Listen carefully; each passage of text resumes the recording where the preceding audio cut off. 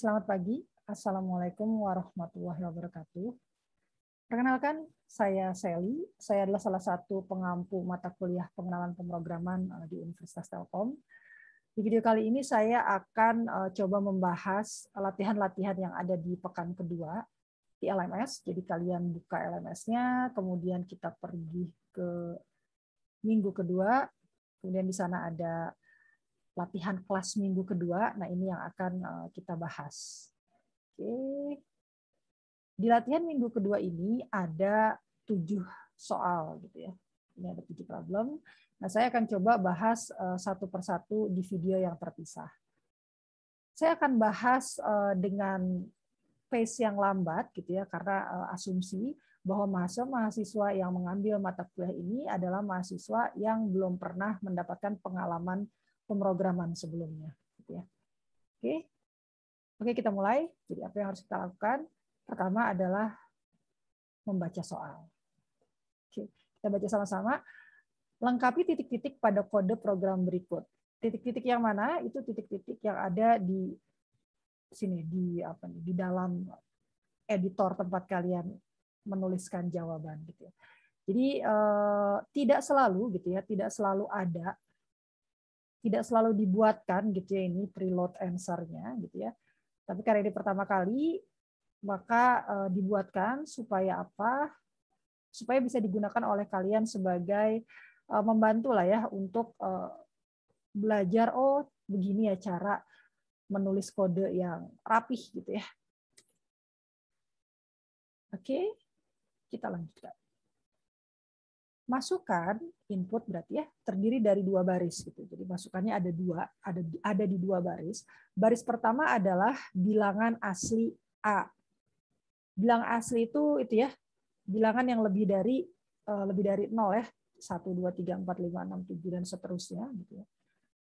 Kemudian baris kedua adalah bilangan asli juga gitu ya. B. Jadi yang pertama bilangan aslinya disimpan di variabel yang namanya A.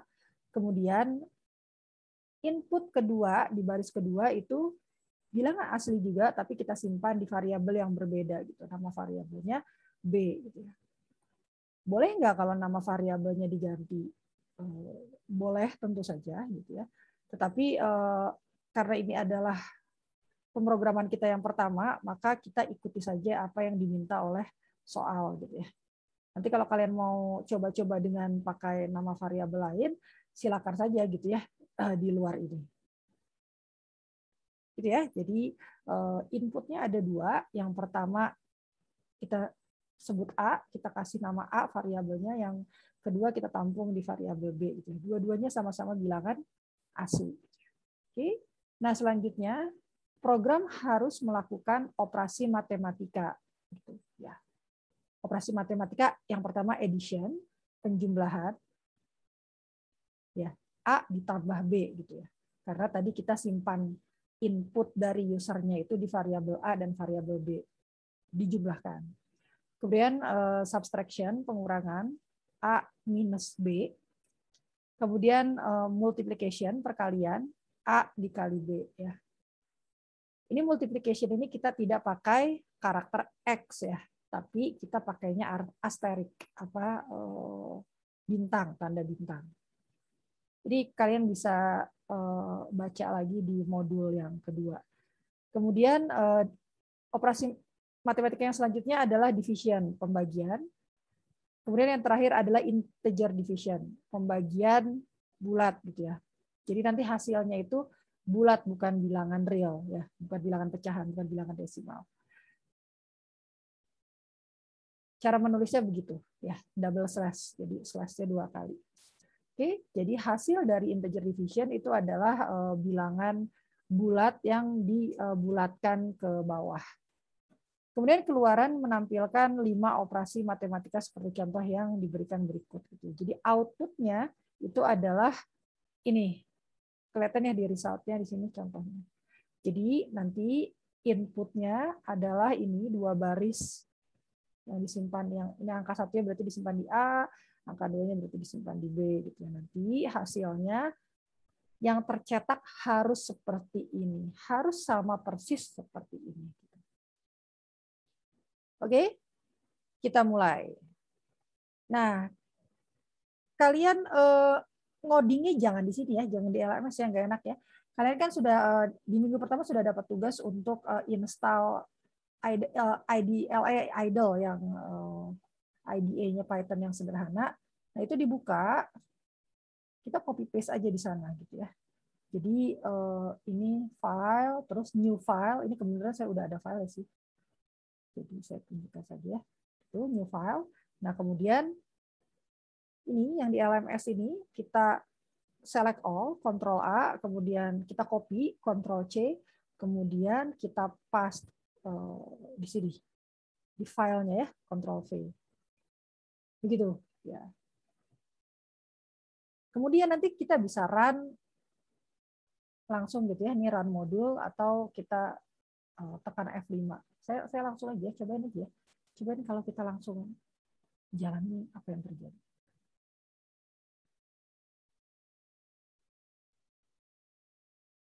Oh, ternyata dia ada dua. Ya, sebentar.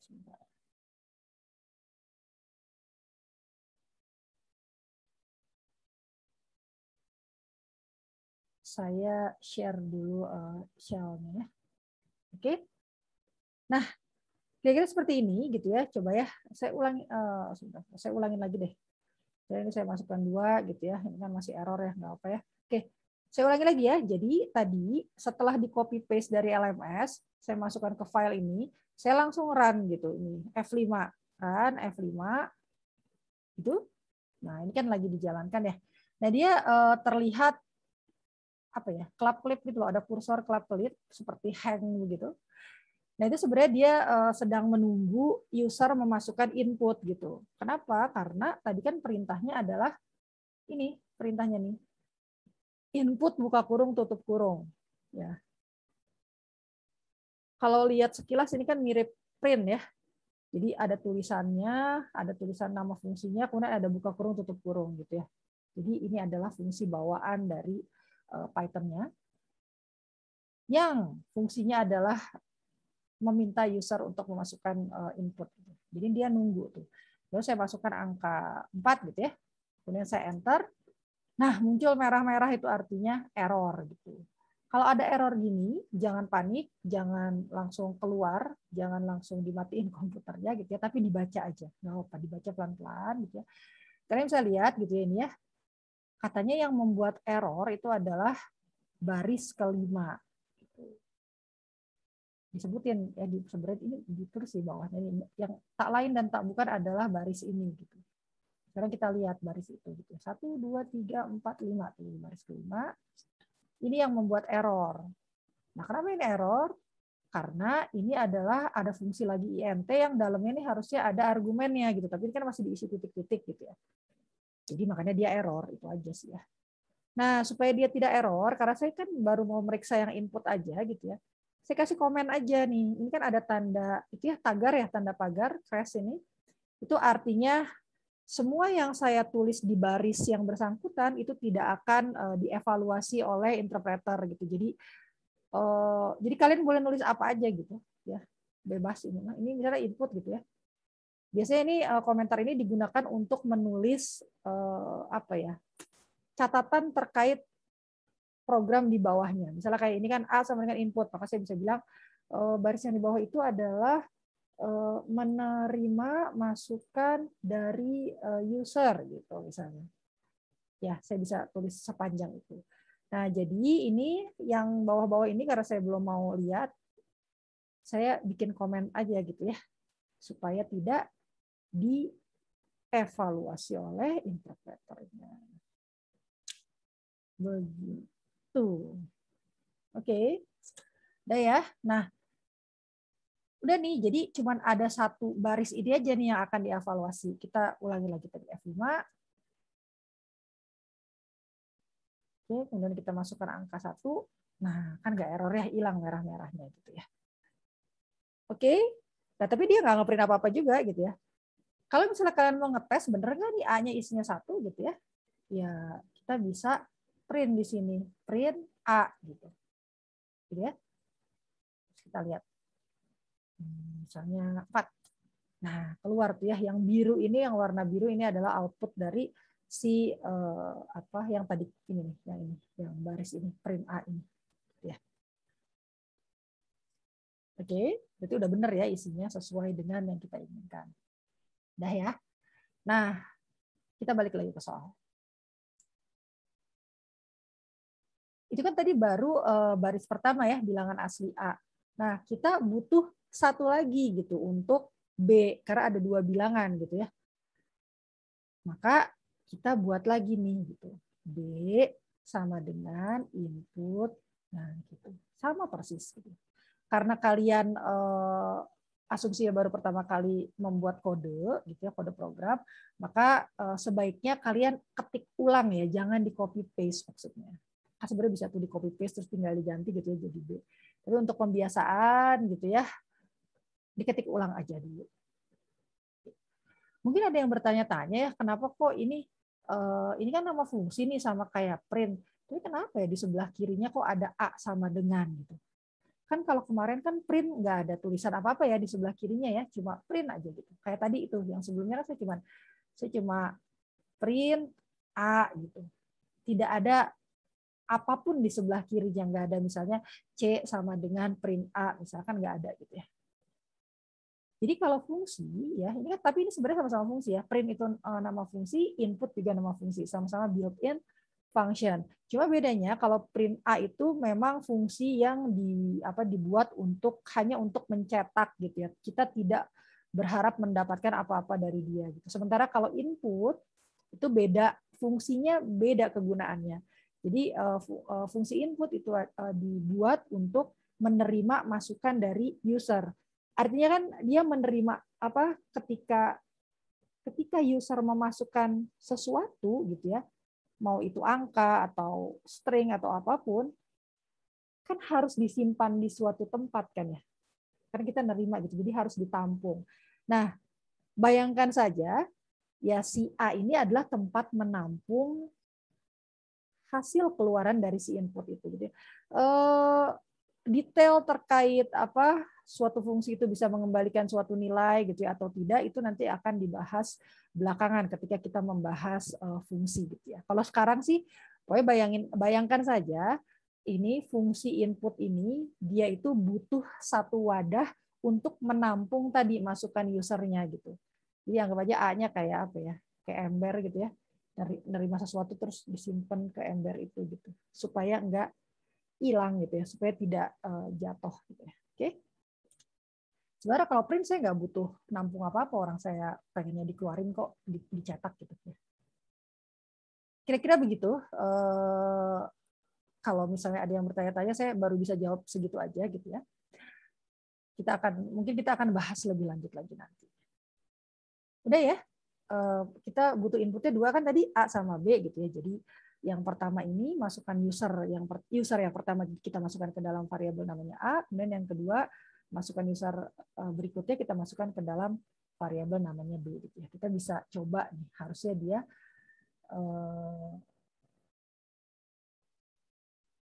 dua kali mintanya. Kalau tadi kan sekali saya ngetik, terus dia langsung keluar ini nih tanda ini yang lebih besar itu 3 kali gitu ya. Lebih dari itu artinya kan selesai gitu. Nah, sementara kalau sekarang dia saya ketik 4 gitu ya, input pertama 4. Nah, itu dimasukkan ke dalam A. Nah, terus dia kelap-klip lagi tuh kursornya, berarti dia lagi nunggu input lagi gitu. Jadi kita harus masukkan lagi 5 misalnya. Terus kita enter. Nah, baru selesai gitu programnya. Gitu ya. Kalian bisa cek apakah benar nilai A sama nilai B isinya begitu, itu dengan cara mencetak gitu ya. Oke, jadi kalau nggak yakin gitu ya, kalian bisa cetak di sini. Misalnya saya print B gitu ya, kemudian saya print A gitu ya. Kembali nih ya, saya ngeprint ya. Coba. Saya masukkan 4 sama 2. Nah, yang keprint kan 2 sama 4. Karena tadi saya mencetaknya B duluan baru A. Gitu. Oke. Pertanyaan selanjutnya, kalau input tuh saya boleh ini nggak sih? Masukannya bukan angka gitu. Misalnya teks gitu, string gitu. Dicoba aja gitu ya. Cara paling mudah adalah dicoba saja. Coba ya. kita masukkan apa ya, hello world misalnya, hello, kemudian yang keduanya kita masukkan word gitu. Oh, ternyata bisa ya. Ternyata bisa. Jadi sebenarnya input itu menerima apapun yang dimasukkan oleh user. Gitu ya. Oke. Sudah. Nah, sekarang kita hapus printnya karena saya tidak butuh itu. Nah, selanjutnya adalah ini proses yang kedua. Proses yang kedua adalah casting data type, mengubah tipe data. Gitu. Kenapa harus diubah tipe datanya? Bukannya yang saya masukkan tadi angka ya. Gitu. Jadi kan kalau misalnya ini saya memasukkan 4 sama 2, ini kan sudah angka gitu. Kenapa harus diubah lagi? Gitu. Jadi kalau input itu dia sebenarnya jadinya tuh string, bukan angka gitu. Walaupun kita memasukkannya tuh berasanya angka gitu. Tapi dia sebenarnya itu menganggap itu string gitu. Mungkin supaya kelihatan saya coba print gini deh. Ini ya. Print misalnya A ditambah dengan B gitu. Gitu ya. Artinya kan kalau misalnya A sama B-nya itu angka, bilangan gitu ya. Harusnya kan yang terjadi adalah operasi aritmetika kan. Harusnya yang terjadi adalah operasi matematika. Kita coba aja misalnya gini. Kita masukkan tadilah 1 sama 2 misalnya. 1 sama 2 gitu. Kalau memang 1 dan 2 yang disimpan di dalam variabel A dan B itu adalah bilangan, maka harusnya yang tercetak adalah bilangan 3 kan. Tapi kenyataannya yang tercetak itu jadinya 12 gitu. Loh, kok bisa?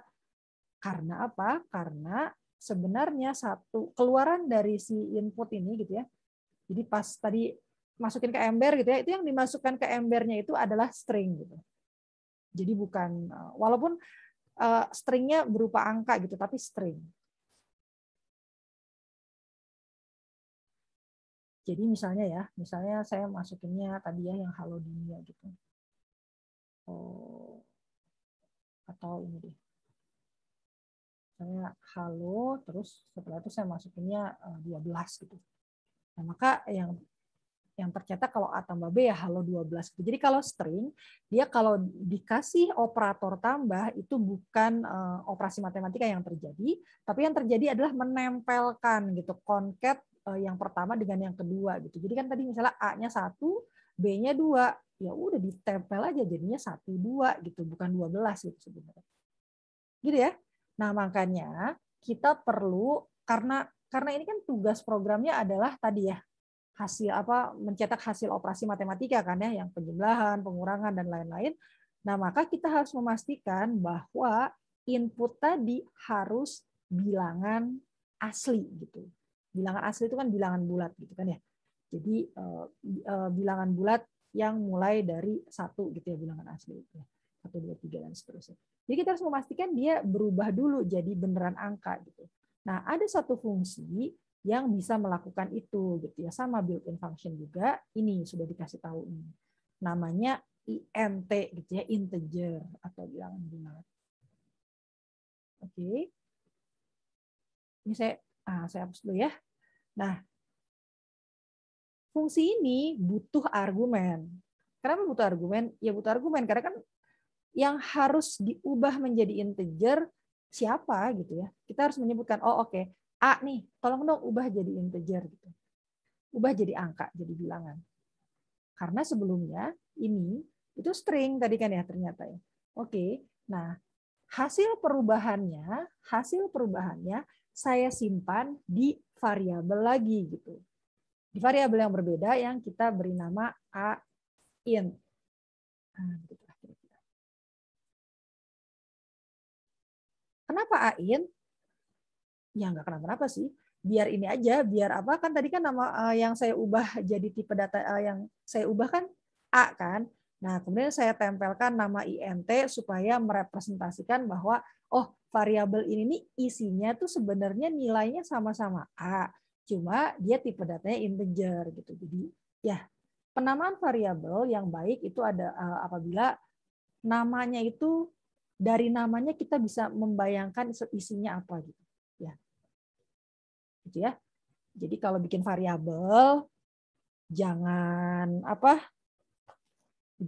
nama kita gitu misalnya. Misalnya saya bikin variabel sali 1, sali 2, sali 3, sali 4. Nggak kebayang gitu ini isinya apa gitu variabelnya. Oke. Nah, jadi saya punya berapa variabel nih sekarang? Punya 3 variabel. Variabel pertama adalah A. Isinya adalah masukan dari user yang apapun yang diketikkan oleh user itu dianggapnya tipe datanya sebagai string gitu kira-kira. Ya. Oh, kalau mau ngetes sebenarnya bisa gini ya, yang gampang ya. Saya kok lupa. Pakai ini aja, pakai type, terus saya pengen tahu nih type A-nya apa gitu ya. Nah, 1, 2. Nggak bisa ya? Sebentar. Oh, kenapa dia nggak bisa? Gini deh, saya coba di sini aja. A sama dengan input itu, sudah saya masukkan 4. Nah, terus saya lihat A-nya tipenya apa sih? Gitu. Tuh, gitu ya. Class string gitu. Kebayang nggak ya? Jadi ini saya langsung di sini karena kalau di file dia nggak bisa keluar nih si type A-nya, mungkin apa harus di print gitu ya? Ya nggak usah lah ya, saya langsung di sini aja gitu ya. Jadi kalian lihat ini saya melakukan hal yang sama persis seperti di file tadi. Jadi saya panggil fungsi input, kemudian hasil masukan usernya itu dimasukkan ke variabel namanya A. Nah kemudian saya pengen tahu nih A-nya itu tipenya apa sih? Nah ternyata str gitu. Padahal saya masukinnya 4 loh, kan 4 itu kayaknya angka gitu. Tapi sebenarnya dia str. Nah makanya kemudian saya casting gitu ya. Saya lanjutkan di sini ya. Jadi saya punya A input, kemudian saya masukkan 4, ternyata tipenya adalah string. Padahal kalau saya print si A-nya itu ya kelihatannya kayak angka gitu ya, 4 gitu ya. Tapi sebenarnya dia tipenya adalah string. Nah, sekarang kita masukkan nih si A itu ke dalam kita casting gitu ya si A-nya. Kayak gini artinya tolong ubah tipe data A-nya menjadi integer kira-kira gitu. Oke, gitu ya. Akan diubah menjadi integer. Nah, kemudian hasilnya kalau sudah berubah jadi integer disimpan di mana gitu. Nah, saya bilang oke, simpan di AINT. Jadi kalau kayak gini nih namanya assignment ya, penugasan gitu. Nah, assignment seperti ini itu dibacanya dari sebelah kanan gitu. Jadi dari sebelah sini dibacanya. Ya, jadi tolong ubah isi di dalam A menjadi integer. Kemudian nanti kalau sudah diubah, tolong disimpan gitu di AINT. Gitu ya. Coba kita jalankan. Itu kita print AINT-nya sama ya, kelihatannya sama tuh ya. Tapi coba kita lihat tipenya si AINT ini. Nah, beda, kelasnya integer gitu. Ya. Karena sudah diubah. Oke? Kira-kira seperti itulah ya singkatnya. Nah, sekarang salah. Itu kan saya sudah mengubah 1 tuh ya. Kan saya punya 2 tadi variabel apa yang masukannya. Jadi saya juga akan mengubah yang B tadi gitu menjadi integer juga. Oke. Nah, sekarang kita buktikan dengan print ya. Saya ulangi lagi nih ya, print yang tadi yang A tambah B gitu ya. Nah, kemudian di sini saya print lagi nih. Print berarti A in ditambah B in gitu. Ya, jadi sama-sama dijumlahkan gitu ya. Yang di sini sih benar yang dijumlahkan karena saya udah jadikan integer, tapi kalau yang di atas itu sebenarnya penggabungan aja. Coba. Oke, ya. Jadi masukannya 1 dan 2. Kita lihat. Print yang pertama akan mencetak 1, 2 gitu karena masih string kan A sama B yang dikoncat gitu ya, disambung. Sementara yang kedua ini sudah operasi matematika penjumlahan karena A int dan B int itu sudah tipenya integer ya. Karena sudah di casting tadi. Gitu. Oke. Kalau sudah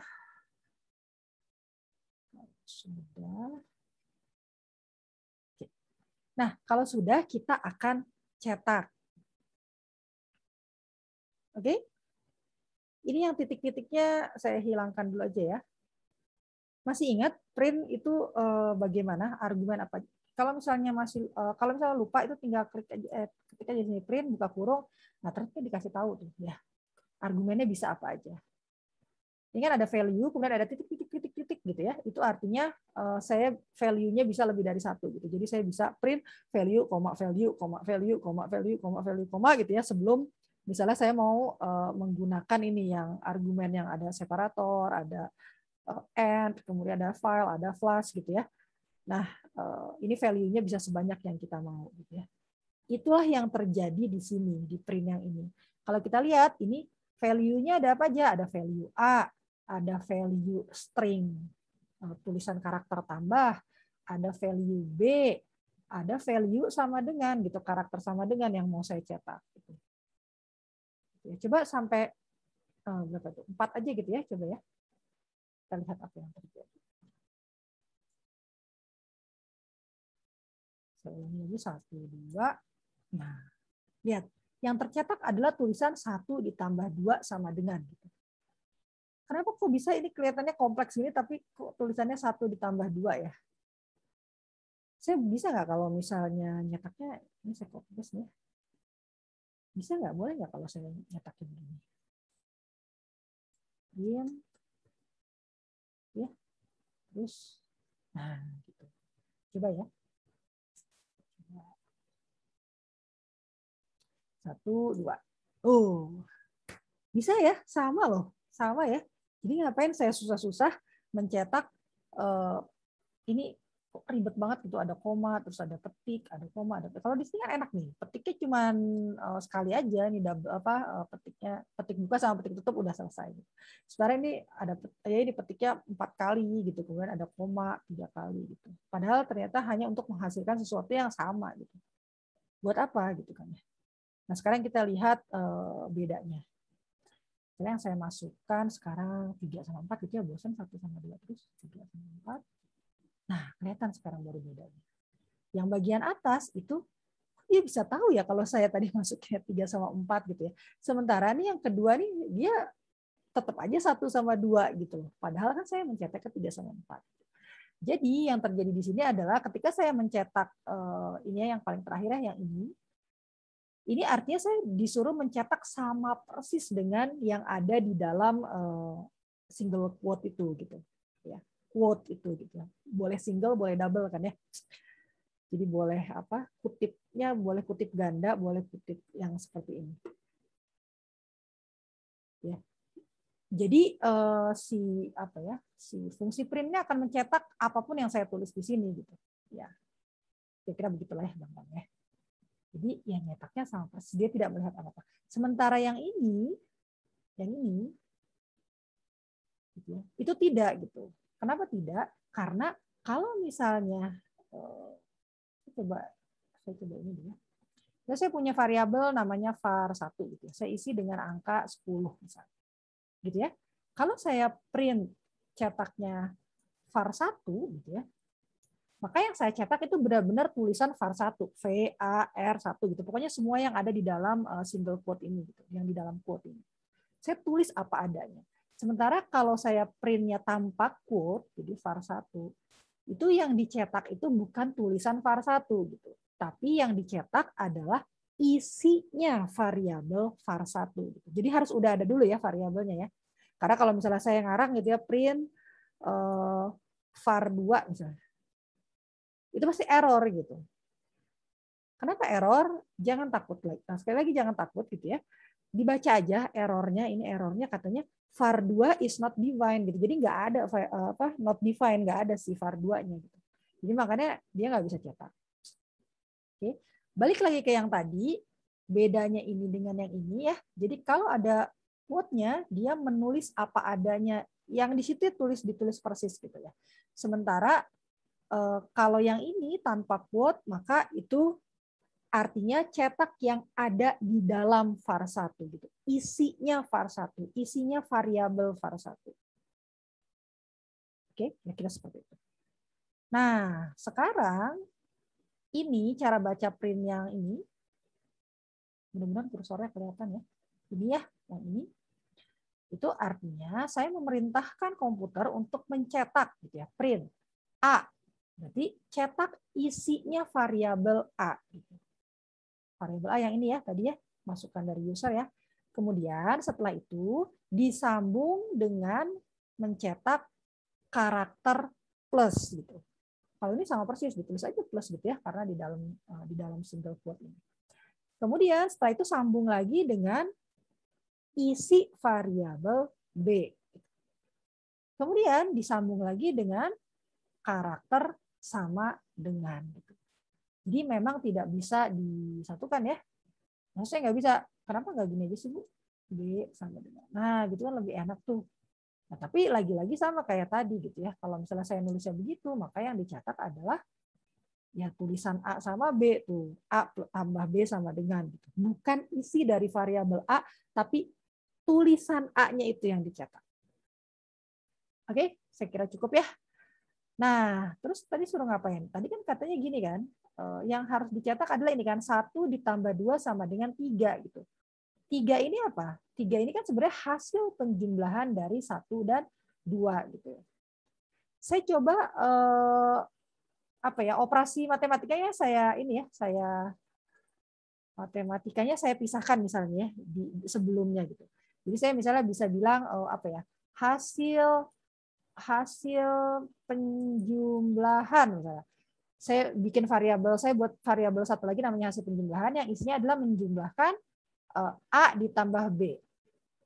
Nah, ingat bukan A ditambah B ya. Kalau A ditambah B ini jadinya tadi apa? Concat gitu. Nah, sekarang kita pakainya yang sudah diubah menjadi bilangan gitu. Begini ya. Oke. Nah, nanti saya akan cetak hasil penjumlahannya di sini gitu ya, hasil penjumlahan. Coba ya, F5. Oke. Kemudian saya masukkan 1, 2.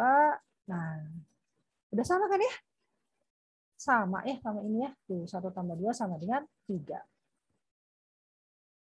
Begitu kira-kira. Ya. Apakah boleh? Ini saya tidak usah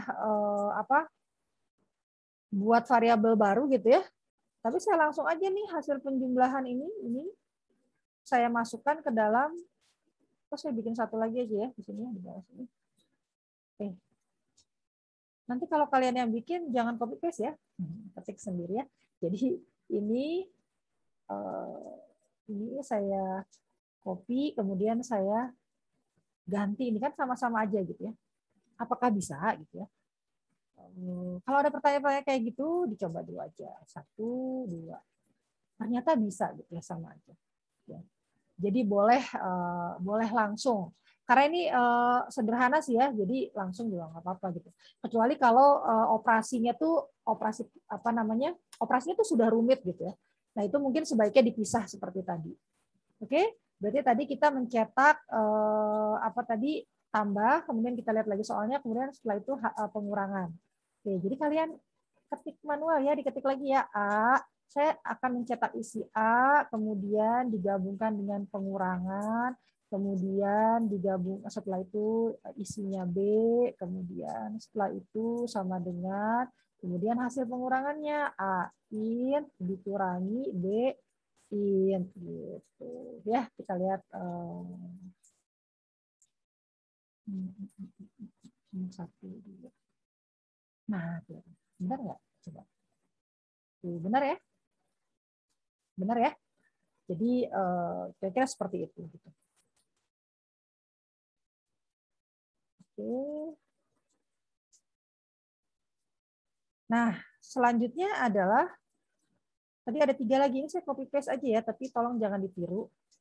Kalian buatnya nanti diketik satu-satu supaya terbiasa. Terus tadi dibagi kemudian sama.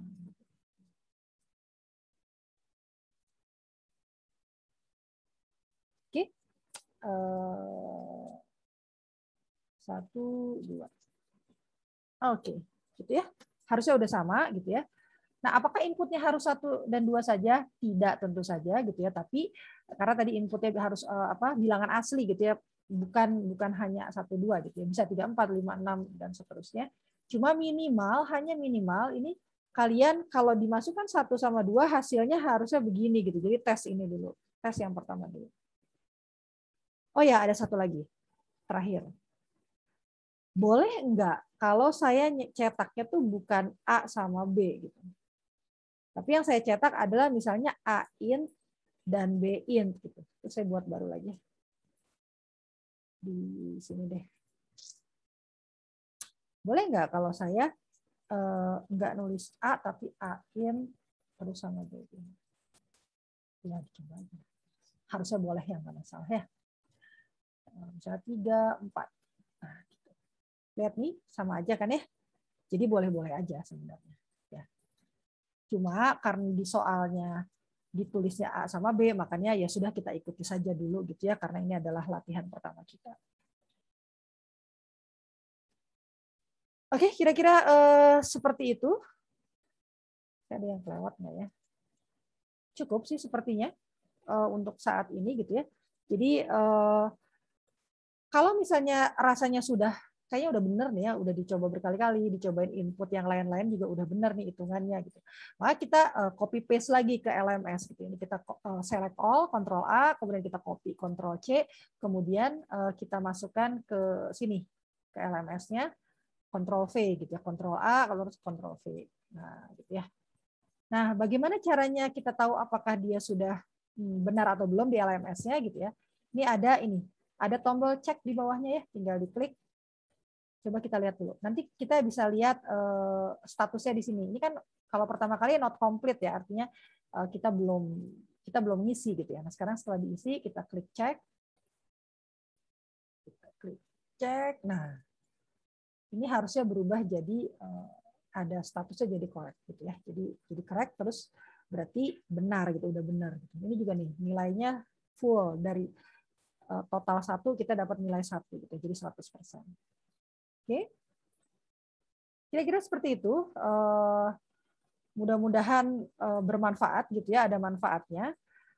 Kita akan ketemu lagi insya Allah di video berikutnya untuk membahas soal selanjutnya yang nomor 2.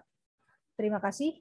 Wassalamualaikum warahmatullahi wabarakatuh. Selamat pagi semuanya.